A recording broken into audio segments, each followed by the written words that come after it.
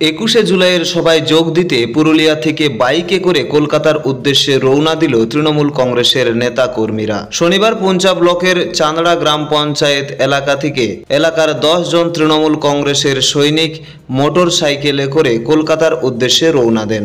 এই বিষয়ে সাংবাদিকদের মুখোমুখি হয়ে বিস্তারিত জানালেন পুরুলিয়া জেলা তৃণমূল কংগ্রেসের সম্পাদক মনসুর আনসারি ও পুঞ্চা ব্লক তৃণমূল কংগ্রেসের সভাপতি অশোক কুমার মাহাতো।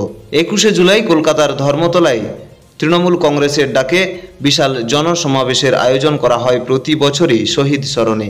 সেই শহীদ দিবসের অনুষ্ঠানে পুরুলিয়া জেলা থেকে ট্রেনে, বাসে সহ বিভিন্নভাবে তৃণমূল কংগ্রেসের নেতাকর্মীরা উপস্থিত হন ধর্মতলার ওই জনসভায়।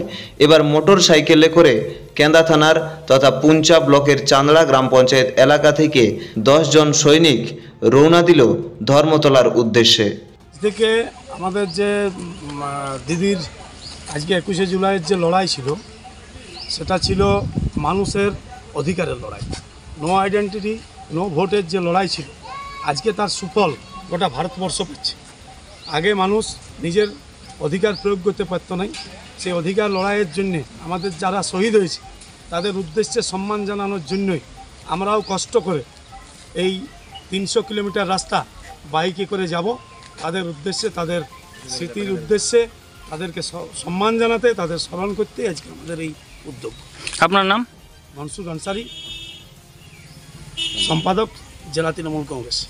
প্রথমেই যারা এই উদ্যোগ নিয়েছে আমি তাদের যাত্রা শুভ হোক এই কামনা করি।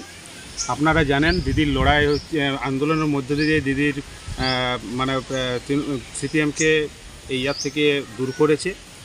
নো আইডেন্টিটি নো ভোট, যেটা মনসুরদা বলেছে। আমাদের আজকে বাংলার মানুষ তথা সারা ভারতবর্ষের মানুষ অধিকার ফিরে পেয়েছে এবং সেই 1993 সালে আজকের দিনের যে তরতাজা 13 জন শহীদ হয়েছেন তাদের শহীদ দর্পণের উদ্দেশ্যে আজকে ওনাদের এই যাত্রা।